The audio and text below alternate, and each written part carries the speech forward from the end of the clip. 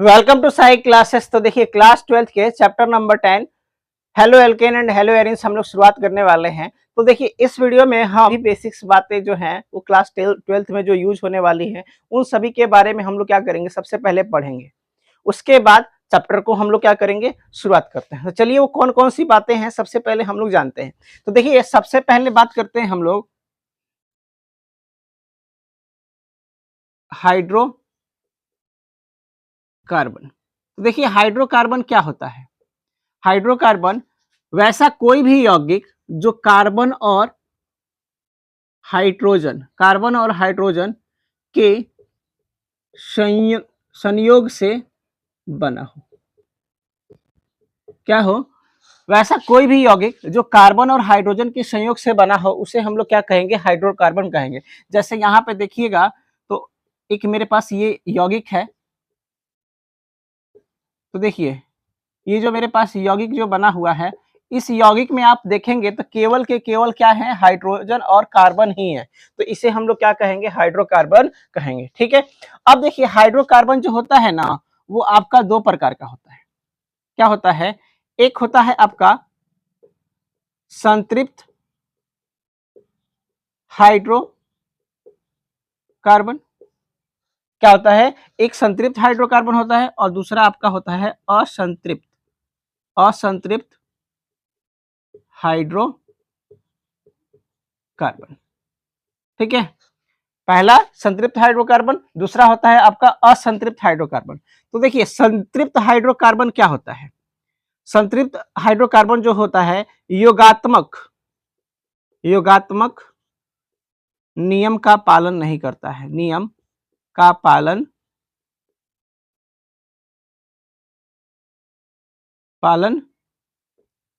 नहीं करता है। योगात्मक का नियम क्या करता है, पालन नहीं करता। योगात्मक का नियम का मतलब जैसे मेरे पास देखिए जितने भी आपके एल्केन होते हैं ये लोग क्या होते हैं, आपके योगात्मक का नियम पालन नहीं करते हैं। जैसे देखिएगा मेरे पास CH4 है, इसमें मेरे को हाइड्रोजन जोड़ना है, तो क्या मैं जोड़ पाऊंगा? नहीं जोड़ पाऊंगा। क्यों? क्योंकि देखिए कार्बन जो है, कार्बन के ऑलरेडी 4 गो बंध होते हैं और चारों के चारों क्या है, हाइड्रोजन के साथ जुड़े हुए हैं, तो और हाइड्रोजन इसके पास नहीं जुड़ सकते हैं। तो यानी यहाँ पे क्या होगा, नो रिएक्शन होगा, यानी अभिक्रिया होगा ही नहीं। कोई भी आप एल्केन ले लें, जैसे मैं इधर C2H6 ले लेता हूँ, ये इथेन ले लिया हूँ। इथेन को जब मैं हाइड्रोजन के साथ जोड़ूंगा तो ये भी आपका नो रिएक्शन होगा, यानी अभिक्रिया होगा ही नहीं। और अभिक्रिया होगा ही नहीं यानी योगात्मक का नियम का पालन ये नहीं करता है। वहीं असंतृप्त हाइड्रोकार्बन की बात करता हूं तो यहाँ पे योगात्मक का नियम का क्या होगा, योगात्मक का नियम का पालन होगा। अब देखिए योगात्मक का नियम का जो पालन करते हैं कौन कौन से यौगिक होते हैं, जितने भी हमारे पास एल्कीन हो गए और साथ ही में एल्काइन। एल्कीन और एल्काइन क्या करते हैं, योगात्मक का नियम का पालन करते हैं, इसीलिए एल्कीन और एल्काइन को हम क्या कहते हैं, असंतृप्त हाइड्रोकार्बन कहते हैं। यानी यहाँ पे देखेंगे एल्कीन का उदाहरण मैं अगर लेता हूँ CH2 डबल बॉन्ड CH2, तो यहाँ पे देखेंगे ये हमारे पास क्या है, इथीन है। इसमें इथीन में अगर मैं हाइड्रोजन जोड़ता हूँ, क्या करता हूँ, इथीन में अगर मैं हाइड्रोजन जोड़ता हूँ तो देखिए यहाँ पे हम जब भी द्वि आबंध होता है तो हमें क्या पता होता है कि एक सिग्मा बंध और एक पाई बंध होते हैं। तो अगर पाई बंध जो होता है वो क्या होता है, आपका कमजोर बंध होता है। तो मान लीजिए नीचे वाला सिग्मा है तो ऊपर वाला क्या है, पाई। तो अगर पाई बंध जो कमजोर होता है वहीं टूटते हैं। तो यहाँ पे देखिए इस कार्बन के पास हाइड्रोजन कितने हैं, 2 गो। ई वाले कार्बन के पास भी हाइड्रोजन कितने हैं, 2। तो अगर ये बंध टूट जाए तो बंध टूट जाएगा तो एक हाइड्रोजन इसको मिल जाएगा, एक हाइड्रोजन इसको मिल जाएगा, यानी एक हाइड्रोजन इसके साथ आके जुड़ जाए और एक हाइड्रोजन इसके साथ आके जुड़ जाए। देखिए इन्होंने क्या किया, इनको ये जो हमारे पास CH2 थे, इनको हाइड्रोजन पाने की इच्छा थी, तो इन्होंने क्या किया, अपना एक बंध तोड़ लिया। और एक बंध तोड़ा तो एक तरफ H आया, एक तरफ दूसरा H आया। तो अब ये लोग क्या बन गए, CH3 बन गए। क्या बन गए, CH3 बन गए। वहीं अगर मैं इस बार देखता हूं, देखिए इधर CH ट्रिपल बॉन्ड CH, इसमें भी अगर मुझे हाइड्रोजन को जोड़ना है तो यहाँ पे देखेंगे तो हाइड्रोजन त्रिया बंध में क्या होता है, 1 सिग्मा 2 पाई होते हैं, पाई क्या होता है, कमजोर बंध। तो यहाँ पे देखिए हाइड्रोजन इस कार्बन के पास केवल एक ही गो है और इसको हाइड्रोजन लेने की इच्छा है, तो ये क्या करता है, अपना एक बंध तोड़ता है और इधर एक हाइड्रोजन और इधर एक हाइड्रोजन क्या हो जाता है, जुड़ जाते हैं। तो यहाँ पे देखिए क्या हो जाएगा, CH2 डबल बॉन्ड CH2। अभी भी देखिए ये अभी कार्बन अभी इसको और हाइड्रोजन पाने की इच्छा है, तो ये क्या करेगा, एक बार और H2 से अभिक्रिया कर लेगा और अभिक्रिया कर लेगा तो फिर से देखिए यहाँ पे क्या बनेगा, CH3 बना लेगा। ठीक है, तो यानी हमने यहाँ पे क्या जाने कि जो हाइड्रोकार्बन होते हैं दो प्रकार के होते हैं, संतृप्त और असंतृप्त। संतृप्त हाइड्रोकार्बन जो होता है योगात्मक का नियम का क्या करता है, पालन नहीं करता, यानी यहाँ पे हम हाइड्रोजन इसमें और जोड़ नहीं सकते। जैसे मेरे पास जितने भी एल्केन वाले ग्रुप होंगे, समूह होंगे, उस सबके सब क्या है, आपके योगात्मक का नियम का पालन नहीं करते हैं, इसीलिए वो लोग क्या है, संतृप्त हाइड्रोकार्बन है। तो यहाँ पे देखिए मैंने क्या लिया है, मीथेन। मीथेन में अगर हाइड्रोजन जोड़ता हूँ तो यहाँ पे मैं पाता हूँ कि हाइड्रोजन के जो बंध होते हैं पूरे के पूरे होते हैं, इसलिए हाइड्रोजन के साथ अभिक्रिया नहीं करते हैं। ठीक है, वही असंतृप्त हाइड्रोकार्बन में मैं बात करता हूँ तो यहाँ पे देखिए ये योगात्मक का नियम का क्या करते हैं, पालन करते हैं, और जितने भी एल्कीन और एल्काइंस जो होते हैं वो सारे के सारे क्या है, असंतृप्त हाइड्रोकार्बन है। तो यहाँ पे मैंने उदाहरण में इथीन लिया है। इथीन में जब हाइड्रोजन जोड़ता हूं तो हमें पता है कि इथीन के पास द्विआबंध होता है, द्विआबंध में से एक सिग्मा और एक पाई बंध होते हैं। पाई बंध क्या हो जाता है, आपका कमजोर बंध होता है, तो वो लोग क्या हो जाते हैं, टूट जाते हैं। तो टूटने पर हाइड्रोजन एक इस तरफ लग जाता है, हाइड्रोजन एक इस तरफ लग जाता है। तो यहाँ पे देखिए क्या बन गया, CH3। वहीं दूसरा का उदाहरण में मैं लिया हूँ क्या लिया हूँ, इथाइन लिया हूँ। तो इथाइन में हमें क्या पाया जाता है कि त्रिआबंध होता है, एक सिग्मा बंध और दो क्या होते हैं, आपके पाई बंध होते हैं। यहाँ पे जब हाइड्रोजन जोड़ा तो यहाँ भी एक पाई बंध टूटा, तो फिर एक हाइड्रोजन लग गया, फिर से एक पाई बंध टूटा तो फिर से एक आपका और हाइड्रोजन जुड़ गया, तो CH3 हो गया। ठीक है, इसका स्क्रीनशॉट ले लीजिए।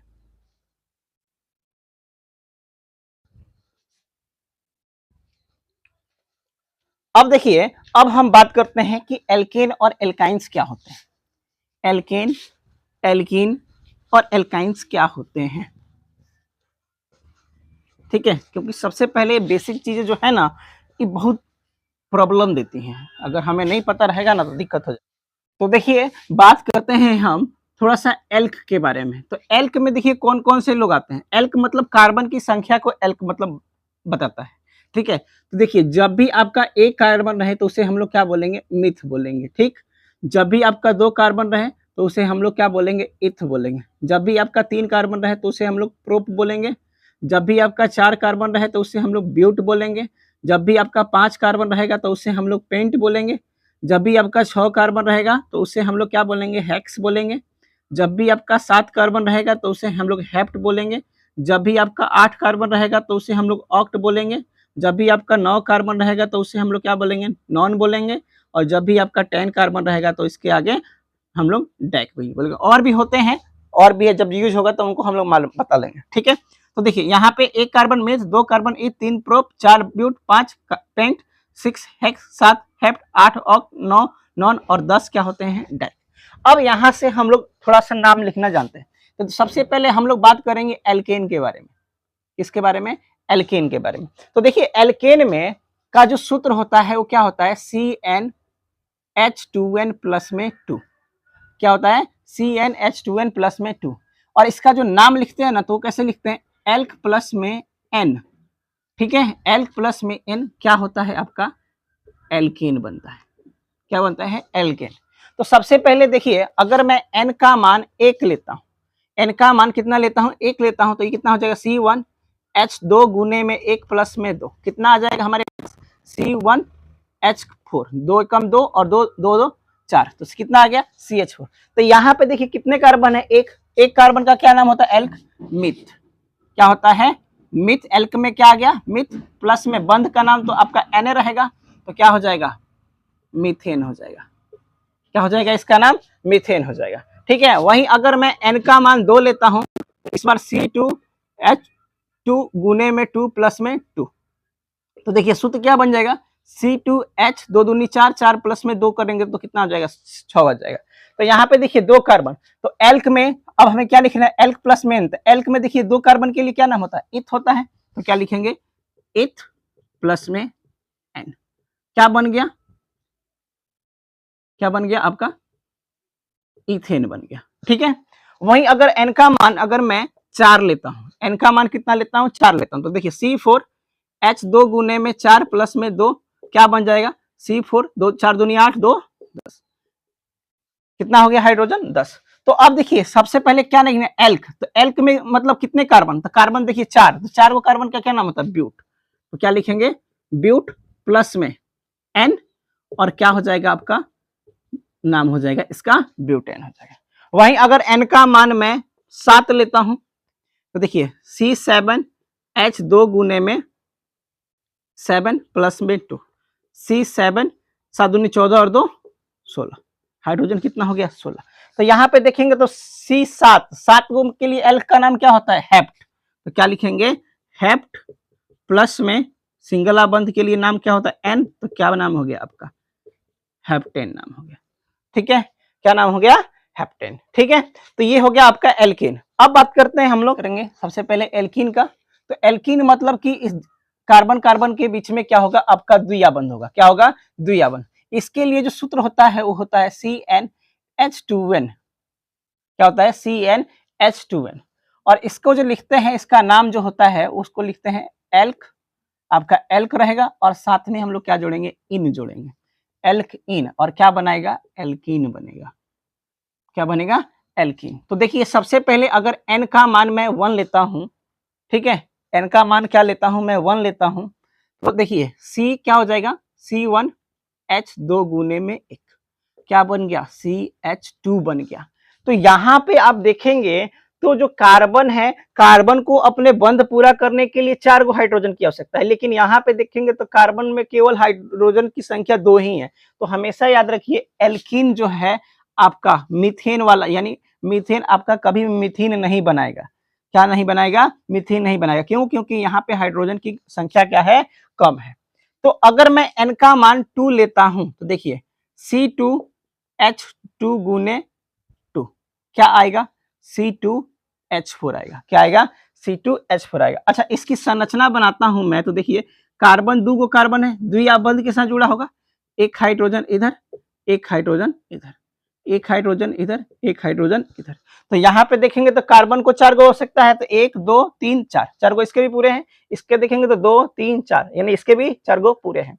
तो यानी आपका जो हमारे पास n का मान 2 रहेगा तो इसका क्या बनेगा, एल्कीन बनेगा। तो इसका नाम देखिए कितने कार्बन है, 2 कार्बन के लिए क्या होता है आपका इथ होता है, क्या होता है इथ, और उसमें हमें जोड़ना क्या है, इन जोड़ना है, तो क्या बन जाएगा इथीन बन जाएगा, क्या बन जाएगा इथीन बन जाएगा। वहीं अगर n का मान मैं अगर 3 लेता हूं तो देखिए C3H 2 गुने में 3 कितना हो जाएगा आपका C3H6।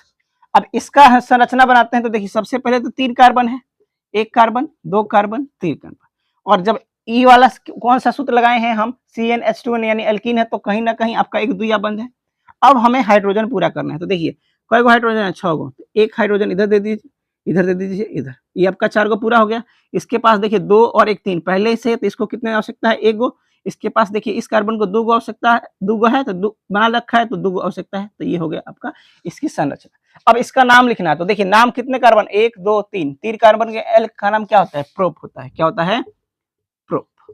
और बंध देखिए बंध में क्या आएगा आपका इन आएगा, तो क्या हो गया आपका प्रोपीन बन गया, क्या बन गया प्रोपीन बन गया। ठीक है, वहीं अगर n का मान मैं 5 लेता हूं तो देखिए कितना सूत्र हो जाएगा C3H 2 गुने में 5 कितना हो जाएगा, सॉरी यहाँ पे 5 न रहेगा C5। तो देखिए यहाँ पे C5H 5 दूनी 10 C5H 10। तो इसका जब अगर सूत्र देखिए संरचना सूत्र बनाते हैं तो देखिए 1 2 3 4 5, 5 कार्बन है, हमें पता है कि एल्कीन है तो एल्कीन में किसी एक के पास द्विआबंध रहेगा, मान लीजिए इसके पास द्विआबंध, किसी के भी पास आप द्विआबंध लगा सकते हैं, जरूरी नहीं कि आप यहीं लगाएं, यहाँ भी लगा सकते हैं, यहाँ भी लगा सकते हैं, यहाँ भी लगा सकते हैं, यहाँ भी लगा सकते हैं, कहीं भी लगा सकते हैं।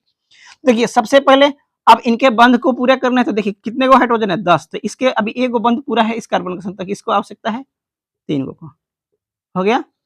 इसको देखिए 2 पूरे हैं तो 1 इधर 1 इधर, इसके देखिए 3 को पूरे हैं तो 1 इधर, इसके भी देखिए 3 को पूरे हैं तो 1 इधर, इसके देखिए 1 पूरे हैं तो इधर 1 1 1, देखेंगे तो टोटल आपका 10 ही हाइड्रोजन होगा, 3 2 5 6 7 8 9 10। ठीक है, यानी ये भी हमारे पास क्या है, एल्काइन, एल्कीन है। अब इसका नाम देखिए, कितने कार्बन, 1 2 3 4 5, 5 को कार्बन के लिए देखिए तो क्या होता है, एल्क में पेंट होता है, और इसमें बंध का है द्वियाबंध, तो द्वियाबंध के लिए क्या नाम होता है, इन, तो क्या बन जाएगा, पेंट इन बन जाएगा। क्या बन जाएगा, पेंट इन बन जाएगा। ठीक है, बात समझ में आया। ठीक है, तो अब बात करते हैं एल्काइन।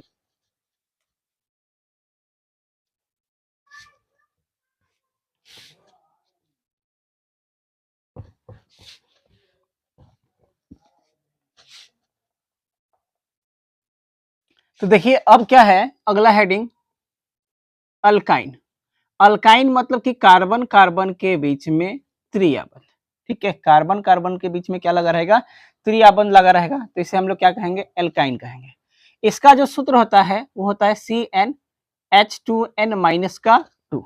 ठीक है, और इसका जो नाम लिखते हैं उसको लिखते हैं एल्क, प्लस में आइन क्या बनाता है आपका, एल्काइन बनाता है। क्या बनाता है, एल्काइन। ठीक है, तो देखिए अगर मैं n का मान 1 लूंगा तो हमेशा याद रखिए एल का मान के 1 के लिए, एन का मान जो मैं 1 लूंगा तो उसके लिए एल्काइन नहीं बनता है। ठीक, क्योंकि एल्कीन और एल्काइन बनाने के लिए हमें 2 कार्बनों की आवश्यकता होती है, तो सीधे एन के मान 2 से लेके करते हैं। तो देखिए एन का मान 2 तो क्या हो जाएगा, C2H 2 गुने 2 माइनस का 2, कितना आ गया आपका, C2H 2 दूनी 4, 4 में से 2 जाएगा, 2 आ गया। इसका जो अगर हम लोग संरचना सूत्र बनाते हैं तो देखिए कैसे बनेगा, एक कार्बन के बीच में त्रियाबंध, दूसरे कार्बन, 2 कार्बनों के बीच में त्रियाबंध, एक हाइड्रोजन इधर लग जाएगा, एक हाइड्रोजन आपका इधर लग जाएगा, तो इस कार्बन के पास भी 4 हो जाएंगे, इस कार्बन के पास भी 4 हो गए। अब इसका अगर हमें नाम लिखना है तो देखिए कितने कार्बन है, 2, एल्क में 2 कार्बन है, 2 कार्बन के लिए क्या होता है, इथ। क्या होता है, इथ, प्लस बंध का नाम क्या है, आइन, तो क्या हो गया आपका, इथाइन हो गया। क्या हो गया, इथाइन हो गया। ठीक, वहीं अगर n का मान अगर मैं 3 लेता हूं तो इस बार देखिए C3H 2 गुने में 3 माइनस का 2, कितना हो जाएगा, C3H, देखिए 3 दूनी 6, 6 में से 2 जाएगा, कितना हो जाएगा, 4। ठीक है, तो अब इसका अगर हम लोग संरचना सूत्र बनाते हैं तो देखिए सबसे पहले कितने कार्बन है, 3 है, 1 2 3, 3 कार्बन है और तीनों एक दूसरे से जुड़े हुए हैं, लेकिन यहाँ पे देखेंगे तो इन दोनों में से कहीं एक जगह पर आपका त्रिआबंध लगा होगा, चाहे यहाँ पे लगा हो चाहे यहाँ पे लगा। अब देखिएगा तो इस कार्बन के पास एक ही को बंध जुड़ा हुआ है, तो एक हाइड्रोजन इधर आ जाएगा, एक हाइड्रोजन इधर, एक हाइड्रोजन इधर, इसका देखिए 3 1 4, इस कार्बन के पूरे हैं, इस कार्बन के 3 को पूरा है, एक हाइड्रोजन आपका इधर आ जाएगा। ठीक है, अब इसका नाम लिखना है तो देखिए एल्क में कितने कार्बन हो रहे हैं, 1 2 3, तो 3 को एल्क में 3 को कार्बन के लिए क्या नाम होता है, प्रोप होता है। क्या होता है, प्रोप, और इसमें जोड़ क्या देना है, आइन जोड़ देना है, तो क्या बन गया, प्रोपाइन बन गया। क्या बन गया, प्रोपाइन बन गया। वहीं अगर एन का मान अगर मैं 5 लेता हूं तो देखिए C3H 2 गुने में 5 माइनस का 2 बराबर में कितना हो जाएगा, सॉरी C3 नहीं, यहाँ पे C5 होगा, C5 और 5 दूनी 10, 10 में से 2 जाएगा तो कितना होगा, 8। ठीक है, और अब इसका अगर संरचना सूत्र बनाते हैं, देखिए कार्बन कितने हैं, 5, 1 2 3 4 5। अब ये जो 5 कार्बन है इनमें से कहीं एक जगह पर क्या है, आपका त्रिआबंध है, तो मैं यहाँ पे त्रिआबंध दिखा रहा हूँ, आप कहीं भी यहाँ दिखा सकते हैं, यहाँ दिखा सकते हैं, यहाँ भी कहीं भी दिखा सकते हैं। अब देखिए अब हमें इस कार्बन के एक गो बंध पूरा है, तो यानी इसके पास 3 गो हाइड्रोजन होगा, हो गया। इस कार्बन का देखिए 4 गो पूरा है, इस कार्बन के भी देखेंगे तो 3 इधर 1 इधर 4, इस कार्बन के एक इधर 2 पूरे हैं, तो एक हाइड्रोजन इधर दे दीजिए, एक हाइड्रोजन इधर दे दीजिए। इस कार्बन का देखिए एक पूरा है, तो एक हाइड्रोजन इधर, एक हाइड्रोजन इधर, एक हाइड्रोजन इधर, 3 3 6 2 8, सही है हाइड्रोजनों की संख्या। अब इसका नाम देखिए, एल्क में कितने कार्बन है, 1 2 3 4 5, 5 के लिए क्या होता है, पेंट होता है। क्या होता है, पेंट, उसमें हमें क्या जोड़ देना है, YNE जोड़ देना है, तो क्या बन गया आपका, पेंटाइन बन गया। ठीक है, तो ये हो गया आपका एल्कीन, एल्काइन हो गया। ठीक है, तो एल्केन, एल्कीन और एल्काइन हमने पढ़ लिया। अब अगला हम लोग पढ़ते हैं, अगला हम लोग पढ़ते हैं एल्काइल। क्या होता है, एल्काइल। एल्काइल ग्रुप देखिए क्या होता है कि जिसमें आपका एक हाइड्रोजन, यानी एल्कीन में से अगर हम एक हाइड्रोजन को हटा देते हैं तो हमारा क्या बन जाता है, एल्काइल समूह बन जाता है। क्या बन जाता है, एल्काइल समूह। ठीक है, तो देखिए एल्काइल समूह का जो सूत्र होता है CnH2n प्लस में 1, वहीं यहाँ पे 2 रहता है तो क्या हो जाता है, एल्केन बन जाता है। CnH2n प्लस में CnH2n+1 ये आपका किसका सूत्र है, एल्काइल का। इसका जो नाम लिखते हैं वो क्या होता है, एल्क प्लस में YL, क्या बन जाता है आपका, एल्काइल बन जाता है। क्या बन जाता है, एल्काइल। तो देखिए अगर मैं N का मान 1 लेता हूं तो यहाँ पे क्या होगा, C1H2 गुने में 1 प्लस में 1 बराबर में कितना हो जाएगा, C1 और H2 एकम 2 1 3। तो यहाँ पे देखेंगे CH3, यहाँ पे एक हाइड्रोजन क्या है, कम है, तो आप ऐसे एक हाइड्रोजन के लिए अपना स्थान दे देंगे। तो ये देखिए जब भी आपका CH3 ऐसे रहे तो इसका अगर लिखना होगा नाम तो क्या होगा, यानी CH4 में से एक कार्बन कम है तो क्या है आपका, CH3 है। तो एल्क में देखिए एक कार्बन है तो एक कार्बन के लिए क्या होता है, मिथ, और इसमें एक हाइड्रोजन कम रहता है तो उसके लिए नाम क्या होता है, YL। तो क्या बन जाएगा आपका, मिथाइल बन जाएगा। क्या बन जाएगा, मिथाइल। वहीं अगर N का मान 3 लेते हैं तो देखिए C3H2 गुने में 3 प्लस में 1 क्या हो जाएगा, C3H3 दूनी 6 1 7, और एक हाइड्रोजन अभी भी कम है। तो देखिए तो यहाँ पे जब ऐसे रहेगा तो इसका नाम देखिए 3 कार्बन के लिए क्या होता है, प्रोप होता है, और इसमें हमें क्या जोड़ देना है, YL जोड़ देना है। तो क्या बन जाएगा आपका, प्रोपाइल बन जाएगा। अब देखिए यहाँ पे एक कार्बन ऐसे क्यों बना रहे हैं, इसका देखिए 1 2 3 7 को हाइड्रोजन है, 1 2 3 1 2 1 2, अभी देखिए 3 2 5 2 7, इस कार्बन के 4 को पूरा, इस कार्बन के 4 को पूरा, लेकिन इस कार्बन में 1 2 3 तीने को पूरा है, तो एक अभी पूरा रहने के करने के लिए एक हमें क्या करना पड़ेगा, ये वाला लाइन जो पूरा है, यहाँ पे कुछ भी नहीं है वो इस लाइन, ये लाइन जो लाइन है ये बता रही है। ठीक है, वहीं अगर मैं N का मान 5 लेता हूं तो क्या हो जाएगा, C5H2 गुने में 5 प्लस में 1 क्या हो जाएगा, C5H 5 10 1 11। इसकी जब संरचना सूत्र अगर बनाते हैं, आप देखिए एक कार्बन 2 3 4 5, कई गो हाइड्रोजन है, 11 गो, 1 2 3, इधर हो गया, इधर हो गया, इधर गया, इधर इधर इधर इधर इधर। तो यहाँ पे देखेंगे 3 2 5 2 7 2 9 2 11, 11 को हाइड्रोजन है, लेकिन इन 4 को कार्बन का तो पूरा है, लेकिन इस वाले कार्बन का देखेंगे 1 2 3 तीन को बंद है, चौथा बंद खाली है। तो चौथा बंद के लिए ये वाला लाइन हम लोग प्रदर्शित कर रहे हैं। ठीक है, तो ये वाला लाइन जो है ये आपका एक खाली है उसके लिए बता रहे हैं। अब यहाँ पे आप देखेंगे तो कितने कार्बन है, 5 को कार्बन है, तो 5 को के लिए क्या होता है, पेंट होता है, और इसमें हमें क्या जोड़ देना है, YL जोड़ देना है। तो क्या बन गया आपका, पेंटाइल बन गया।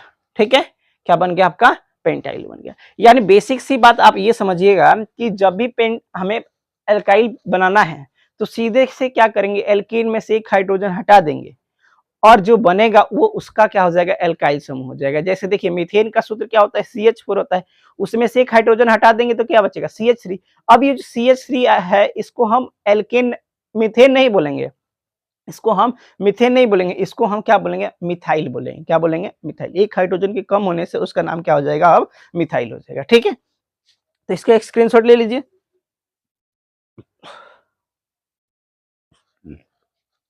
अब देखिए अब हम बात करते हैं कार्बन का संकरण।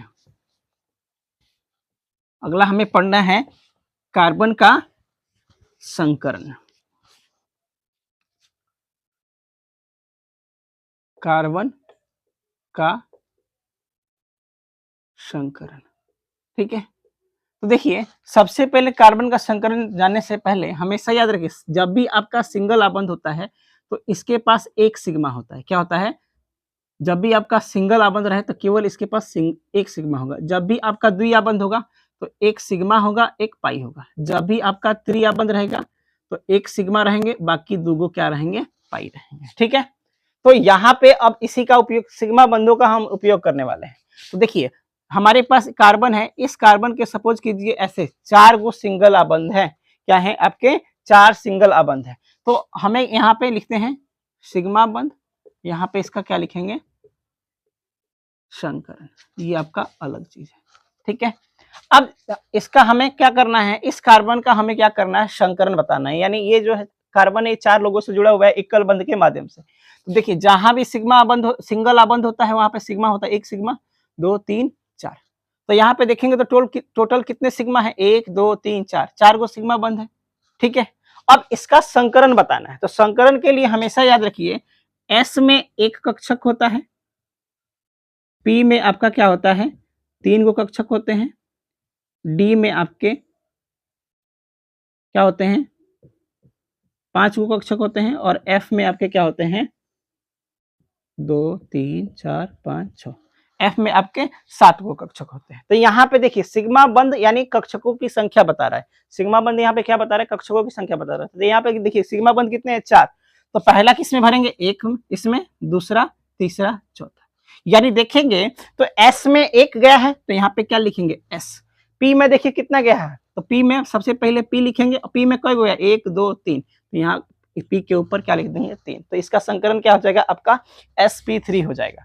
वहीं अब एक और कार्बन लेते हैं, जैसे देखिए इधर से तो इसने इस कार्बन के पास एक द्विआबंध है और 2 इसके पास क्या है, सिंगल आबंध है। तो हमें क्या पता है कि जब भी द्विआबंध होता है एक सिग्मा एक पाई बंध होते हैं। यहाँ पे देखेंगे तो एक सिंगल आबंध है सिग्मा, यहाँ भी एक सिंगल आबंध है तो क्या हो गया, सिग्मा। तो यहाँ पे सिग्मा बंधों की संख्या देखिए 1 2 3, कितना हो गया है, 3। अब सिग्मा बंधों की संख्या हमें कितना मिला है, 3। अब हम कक्षक में भरेंगे। तो देखिए पहला इसमें भरे, दूसरा इसमें भरे, तीसरा इसमें भरे, चौथा है ही नहीं। तो क्या हो जाएगा इसका संकरण, देखिए एस में 1 है, पी में कितना है, 1 और 1 2। तो sp2 इसका संकरण हो जाएगा। ठीक है, वहीं अगर हम लोग बात करते हैं एक द्विआबंध इधर से कार्बन जुड़ा हुआ है और एक इधर से भी क्या है आपका द्विआबंध से जुड़ा हुआ है। तो यहाँ पे देखिए एक सिग्मा एक पाई, एक सिग्मा एक पाई। तो यहाँ पे सिग्मा बंधों की संख्या देखिए कितनी है, 1 और 1 2। कितना है, 1 और 1 2। तो अब हमें कक्ष इसमें भरने हैं। तो सिग्मा बंध कितने हैं, 2। तो यानी 2 कक्षक। तो 2 कक्षक हैं तो देखिए क्या हो जाएगा आपका, एक गया एस में, एक गया पी में। क्या गया, एक पी में गया। तो इसका संकरण कितना आ गया, sp संकरण आ गया। कितना आ गया, sp संकरण आ गया। वहीं आप देखिए एक अब ऐसा हो कार्बन जो है एक तरफ से त्रिआबंध में हो, एक तरफ से आपका क्या हो, सिंगल आबंध में। तो हमें क्या पता है कि यहाँ पे एक सिग्मा और 2 पाई होते हैं। यहाँ पे हमें क्या पता है, एक सिग्मा और 2 पाई होते हैं, और जहां भी सिंगल होता है वहां पे केवल के केवल एक सिग्मा होते हैं। तो यहाँ पे भी देखिए सिग्मा बंधों की संख्या 1 और 1 2। कितने हैं, 2। संकरण फिर से देखिए, संकरण 2 था तो सिग्मा बंधों की संख्या 2 था तो क्या आया था, sp संकरण। यहाँ भी सिग्मा बंधों की संख्या कितना है, 2। तो संकरण यहाँ भी क्या आ जाएगा आपका, sp संकरण आ जाएगा। यानी सीधा सा बात याद रखिए कि जितना हमारे पास सिग्मा बंध आएंगे वही हमें क्या बताते हैं कि कक्षकों की संख्या बताते हैं। तो हमें क्या पता होता है, s में 1 कक्षक होते हैं, p में 3 होते हैं, d में 5 होते हैं। अब जैसे यहाँ पे 4 गो सिग्मा बंध है यानी 4 गो कक्षक है, तो सबसे पहले s में 1 भरेंगे, उसके बाद 3 गो भरेंगे, तो क्या आ जाएगा आपका sp3 आ जाएगा। वैसे ही यहाँ पे देखिए सिग्मा बंधों की संख्या कितना है, 3 है, तो इसके पास यानी 3 कक्षक है, तो पहला s में भरेंगे, बाकी 2 को p में भरेंगे। तो इसीलिए क्या आ गया आपका sp2 संकरण आ गया। ठीक है, तो इस प्रकार से हम कार्बन का संकरण क्या करते हैं, निकालते हैं।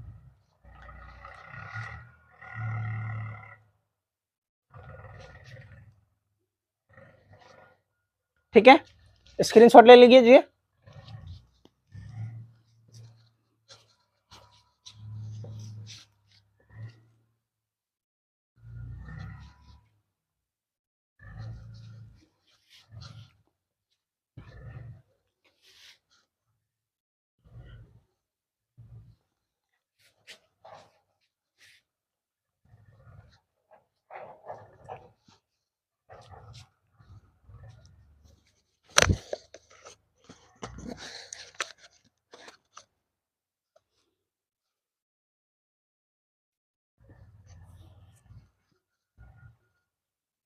तो अब देखिए, अब हमें क्या पढ़ना है, सबसे पहले कार्बन की प्रकृति, कार्बन की प्रकृति। ठीक है, कार्बन की प्रकृति। तो देखिए कार्बन की प्रकृति में 1 डिग्री होता है, 2 डिग्री या 3 डिग्री कार्बन कंपाउंड्स होते हैं। ठीक है, 1 डिग्री, 2 डिग्री और 3 डिग्री कार्बन कार्बनिक यौगिक। क्या बात कर रहे हैं, 1 डिग्री, 2 डिग्री, 3 डिग्री कार्बनिक यौगिक के बारे में हम लोग क्या कर रहे हैं, बात कर रहे हैं। तो सबसे पहले देखिएगा, ये हम एक संरचना बना रहे हैं। यहाँ पे आप देखेंगे ये जो कार्बन है 3 हाइड्रोजन के साथ इधर भी जुड़ा हुआ है, इधर भी जुड़ा हुआ है, इधर भी जुड़ा हुआ है। अब आप देखेंगे तो ये जो कार्बन है ये और कितने कार्बन से जुड़ा हुआ है, ये जो कार्बन है और कितने कार्बन से जुड़ा है। तो आप कहेंगे ये वाला कार्बन केवल एक ही कार्बन से जुड़ा हुआ है। तो जब भी आप याद रखिए, जब भी एक कार्बन कंपाउंड केवल एक ही कार्बन परमाणु से जुड़ा हो तो वो आपका हमेशा क्या है, 1 डिग्री कार्बन है। क्या है, 1 डिग्री कार्बन है। यानी ये वाला कार्बन देखिए एक ही कार्बन से जुड़ा हुआ है तो इसको हम लोग क्या बोलेंगे, 1 डिग्री कार्बन बोलेंगे। वहीं और देखिए इधर,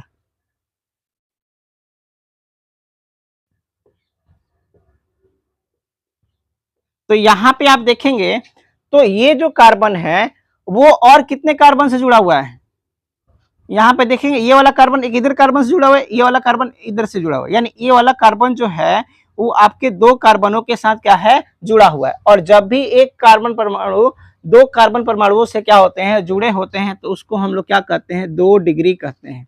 क्या कहते हैं, 2 डिग्री कहते हैं। यानी प्राथमिक कार्बन कहेंगे, सॉरी द्वितीयक कार्बन कहेंगे। 1 डिग्री के लिए प्राथमिक कार्बन कहेंगे, 2 डिग्री के लिए हम लोग क्या कहेंगे, द्वितीयक कार्बन कहेंगे। और जब याद रखिए, जब आपका कार्बन 3 गो कार्बन परमाणुओं के साथ क्या हो, जुड़ा हो, ये वाला कार्बन देखेंगे तो आप 3 गो कार्बन से जुड़ा, 1 2 3, ये कार्बन जो है 1 2 3 कार्बनों के साथ जुड़ा होगा तो इसे हम लोग 3 डिग्री कार्बन कंपाउंड कहेंगे। क्या कहेंगे, 3 डिग्री कहेंगे। ठीक है, तो हमेशा याद रखिए जब एक कार्बन जो है केवल एक कार्बन से जुड़ा हो, ये वाला कार्बन देखिए, ये वाला कार्बन से एक एक से जुड़ा हुआ है, यानी एक कार्बन जो है केवल एक कार्बन से जुड़ा हो तो इसे हम लोग क्या बोलेंगे, 1 डिग्री। वहीं अगर यहाँ पे देखेंगे तो ये वाला कार्बन जो है 2 कार्बनों से जुड़ा हुआ है, एक कार्बन इधर एक कार्बन इधर, तो दो ये वाला कार्बन जो है 2 कार्बनों से जुड़ा हुआ है ना, तो ये क्या कहलाएगा आपका, 2 डिग्री कहलाएगा। ये क्या कहलाएगा, 2 डिग्री कहलाएगा। लेकिन अगर ये वाला कार्बन को कोई पूछता है तो देखिए ये वाला कार्बन केवल एक ही कार्बन से जुड़ा हुआ है तो ये क्या कहलाएगा आपका, 1 डिग्री कहलाएगा। अगर वहीं ये कार्बन की भी बात की जाती है तो ये वाला भी देखिए केवल एक ही कार्बन से जुड़ा हुआ है तो इसको भी बोलेंगे हम लोग 1 डिग्री ही बोलेंगे। ठीक है, बात समझ में आ गया। और 3 डिग्री में हमेशा याद रखिए कि जिस कार्बन के ऊपर 3 गो कार्बन परमाणु जुड़े होते हैं, जैसे ये वाला कार्बन है, इस वाले कार्बन के ऊपर 3 गो कार्बन परमाणु जुड़े हुए हैं तो इसीलिए इसे क्या कहा जाएंगे, 3 डिग्री कार्बन कहा जाएगा। क्या कहा जाएगा, 3 डिग्री कार्बन कहा जाएगा। जैसे एक एग्जाम्पल के माध्यम से हम समझते हैं कि 1 डिग्री 2 डिग्री कैसे हम लोग पहचानते हैं। तो देखिए 1 डिग्री 2 डिग्री के बारे में सबसे पहले एक एग्जाम्पल इधर ले रहे हैं।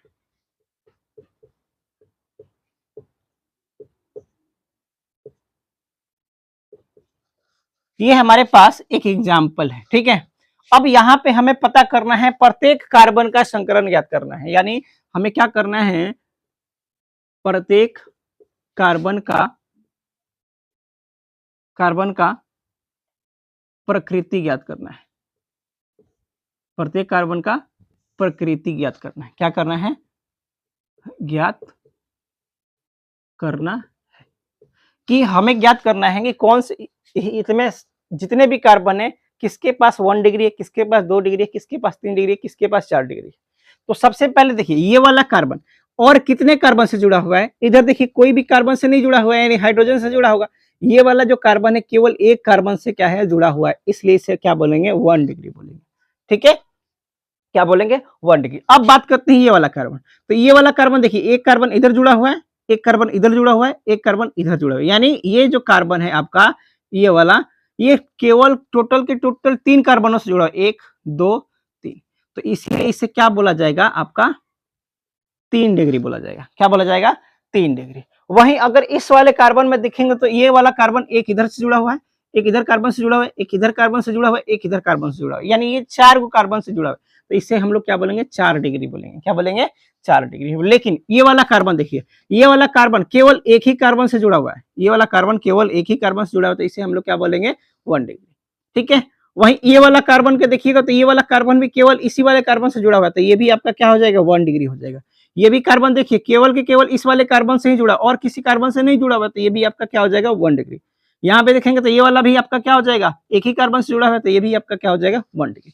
लेकिन ये वाला देखिए, ये वाला कार्बन एक इधर कार्बन से जुड़ा हुआ है, एक इधर कार्बन से जुड़ा हुआ है, एक इधर कार्बन से जुड़ा हुआ है, यानी 3 कार्बनों के साथ जुड़ा हुआ है तो ये क्या हो जाएगा आपका, 3 डिग्री हो जाएगा। ठीक है, वहीं अगर मैं बात करता हूं यहाँ पे, तो इस वाले कार्बन का, तो ये वाला कार्बन में देखिए एक इधर एक इधर एक इधर, यानी 3 को से जुड़ा हुआ है, तो ये भी आपका क्या हो गया 3 डिग्री हो गया।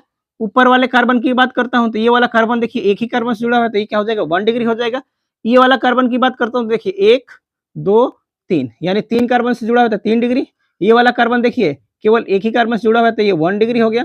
ये वाला कार्बन, एक और कार्बन बना देते हैं, तो अब देखिए ये वाला कार्बन जो है, एक कार्बन इधर जुड़ा हुआ है, एक कार्बन इधर जुड़ा हुआ है, तो ये क्या हो जाएगा आपका 2 डिग्री। और लास्ट वाला देखिए एक ही कार्बन से जुड़ा हुआ है, तो ये क्या हो जाएगा आपका 1 डिग्री हो जाएगा। तो इस प्रकार से ना हम कार्बन की प्रकृति ज्ञात करते हैं, यानी कौन 1 डिग्री है, कौन 2 डिग्री है, कौन 3 डिग्री है, यदि ये चीजें हम लोग इस प्रकार से निकालते हैं। यानी बस इसका एक ही रूल होता है कि देखेंगे कि जो मेरा जिस कार्बन के ऊपर आप निकालना होगा प्रकृति, वो और कितने कार्बनों के साथ जुड़ा हुआ है। जैसे मुझे मान लीजिए कह रहा है कि इस कार्बन की हमें क्या करना है, प्रकृति बताओ, तो देखिए ये वाला कार्बन कितने कार्बनों से जुड़ा हुआ है, एक इधर एक इधर एक इधर, टोटल 3 कार्बनों से जुड़ा हुआ है, तो यानी 3 डिग्री है। ठीक है, क्या है आपका 3 डिग्री है। ठीक है, तो इतना बात समझ में आ गया।